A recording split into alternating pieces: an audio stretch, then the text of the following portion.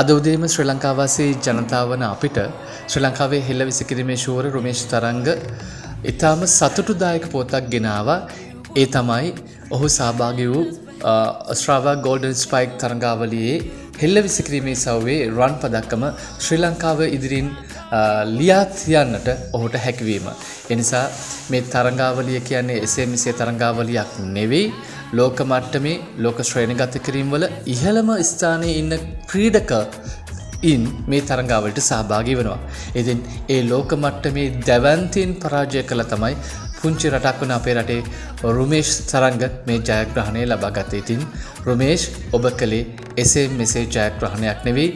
ඒක අපිට ඔබගෙන රන් පදක්කමටත් වඩා තවත් ඊටත් වඩා වටින දෙයක්.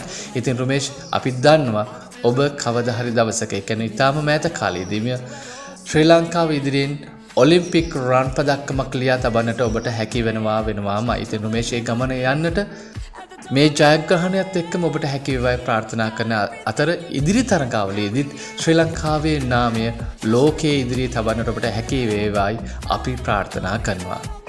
රුමේෂ් ඔබට ජයෙන් ජය.